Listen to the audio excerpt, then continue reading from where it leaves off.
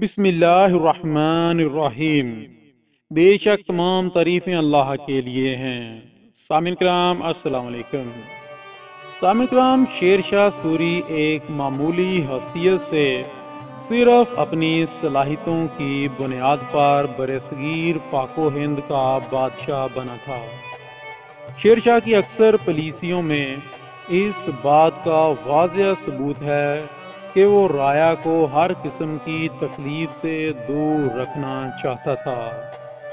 سامعین کرام، اس سے پہلے کہ ہم ویڈیو کا باقاعدہ آغاز کریں، میں اپنے سامعین کرام سے گزارش کروں گا کہ جو لوگ ہمارے چینل کی ویڈیو کو پہلی بار دیکھ رہے ہیں وہ ہمارے اس چینل کو سبسکرائب کر کے ساتھ موجود گھنٹی کے نشان کو ضرور دبا دیں تاکہ آپ لوگوں کو ہماری ڈیلی نئی آنے والی ویڈیوز کا نوٹیفیکیشن مل سکے، آپ ہماری ویڈیو کو بار وقت دیکھ سکیں۔ سامعین کرام، ہمارے پر جاری اسلامی واقعات کا جو سلسلہ چل رہا ہے، اس میں آپ شیر شاہ سوری کے متعلق ویڈیوز دیکھ رہے ہیں۔ ہماری اس سے پہلی ویڈیوز بھی شیر شاہ سوری کے متعلق تھی کہ شیر شاہ سوری نے کس طرح حکومت حاصل کی اور اس کے بعد کس طرح سے اس نے پورے ملک کے اندر بہترین ایک نظام حکومت قائم کیا۔ اس طرح کا نظام حکومت کہ جس کی آج بھی تعریف کی جاتی ہے اور اس کے بنائے ہوئے قانونوں پر آج بھی عمل کیا جا رہا ہے۔ سامعین کرام، شیر شاہ سوری نے عوامی فلاح و بہبود کے لیے اور عوام کی بھلائی کے لیے کئی اقدامات کیے۔ انہوں نے کئی ادارے کھولے، ان میں غریب اور ناداروں کے لیے لنگر کا انتظام بھی کیا جاتا تھا، جہاں سے کوئی بھی نادر کسی وقت بھی کھانا حاصل کر سکتا تھا۔ اس کے علاوہ شیر شاہ سوری نے ہسپتال، مدرسے اور مکتب خانے بھی کھولے تاکہ عام لوگ پڑھ لکھ کر نہایت ہی بہتر اور اچھی زندگی گزار سکے۔ اس کے علاوہ سامعین کرام، شیر شاہ سوری اکثر کہا کرتے تھے کہ انصاف کو برقرار رکھنا ایک ایسا فرض ہے جس کو تمام مسلم امہ اور غیر مسلم حکمران بھی برابر طور پر تقسیم کرتے ہیں۔ ان کا یہ بھی نظریہ تھا کہ حکومتی اور معاشرتی طور پر ایک فرد سے پورے معاشرے میں خوشی اور خوشحالی کی ضمانت صرف اور صرف انصاف کو برقرار رکھ کے اور انصاف کے تقاضوں کو پوری کر کے ہی کی جا سکتی ہے۔ سامعین کرام، وہ زندگی کے ہر معاملے میں بغیر کسی تعصب کے انصاف کے تقاضوں کو پورا کرنے کی کوشش کیا کرتا تھا۔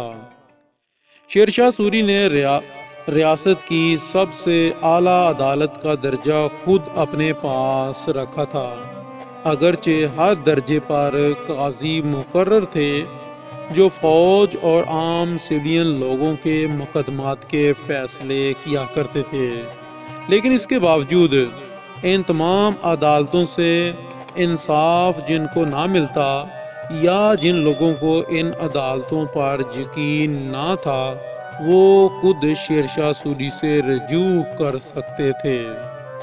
یعنی کہ عوام کو اتنی پہنچ تھی کہ وہ شیر شاہ سوری تک خود اپنا موقف بیان کر سکتے تھے، اور شیر شاہ سوری انصاف کے تقاضوں کو پورا کرنے میں کسی قسم کی حیثیت اور درجے کو بھی خاطر میں نہیں لاتا تھا۔ یعنی کہ اس کے نزدیک تمام لوگ برابر تھے، خواہ وہ کسی اعلیٰ فوجی ادارے میں ہوں، کسی بھی ادارے کے اعلیٰ آفیسر ہوں یا فوج کے اندر کوئی اعلیٰ آفیسر ہوں۔ سامعین، اس کے علاوہ شیر شاہ سوری نے سفر کو آسان بنانے کے لیے بھی بہت اچھے اقدامات کیے۔ شیر شاہ سوری نے بنگال سے خیبر تک ایک شاہراہ تعمیر کرائی جسے آج بھی لوگ جی ٹی روڈ کے نام سے جانتے ہیں۔ سامعین کرام، یہ شاہراہ جو ہے یہ بھی شیر شاہ سوری کی کاوش تھی کہ اس نے کابل سے خیبر یعنی کہ پشاور اور اس کے بعد لاہور کو ملاتے ہوئے بنگال تک یہ جی ٹی روڈ تعمیر کروایا تھا۔ اس کے علاوہ شیر شاہ سوری نے آگرہ کو ایک سڑک کے ذریعے بنارس سے ملایا اور پھر اس کے بعد ایک سڑک آگرہ سے چیوتڑ اور جودھ پورہ ان شہروں کو ملانے کے لیے بنائی گئی۔ اس کے علاوہ شیر شاہ سوری نے ان سڑکوں کے کنارے یعنی کہ ان سڑکوں کے اطراف میں سائے دار درخت بھی لگوائے۔ اس کے علاوہ مناسب فاصلے پر سڑکوں کے کنارے کنویں کھدوائے جاتے تاکہ مسافر لوگ خود وہاں سے پانی پئیں اور اپنے جانوروں کو بھی پانی پلائیں، ان کو پانی کی سہولت میسر ہو۔ اس کے علاوہ قریباً ہر 8 کوس کے فاصلے پر ایک سرایہ تعمیر کروایا جاتا۔ اس سرائے میں ہندوؤں اور مسلمانوں کے لیے الگ الگ رہنے کی جگہ، قیام کرنے کی جگہ اور الگ الگ کھانے جو تھے وہ مہیا کرنے کا انتظام ہوتا تھا۔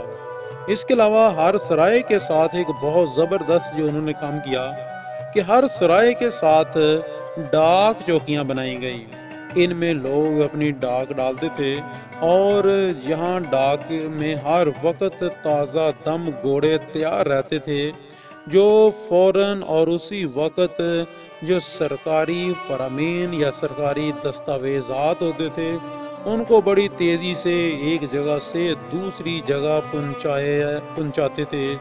یعنی کہ شیخ شاہ سوری کے زمانے میں ایک فرامین کو یا ایک شاہی جو فرمان ہوتا تھا اس کو بہت تیزی کے ساتھ ملک کے اندر پھیلا دیا جاتا تھا انہی سراہوں کی وجہ سے اور وہاں پر ڈاک کے نظام کی وجہ سے۔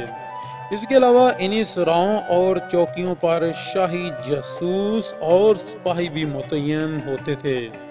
اس سے ان سپاہیوں کا اور ان جاسوسوں کا جو کام ہوتا تھا وہ قیام امن کو قائم رکھنے کے لیے یہ لوگ وہاں پر ہوتے تھے تاکہ کسی قسم کی سرکشی کا اندیشہ نہ ہو۔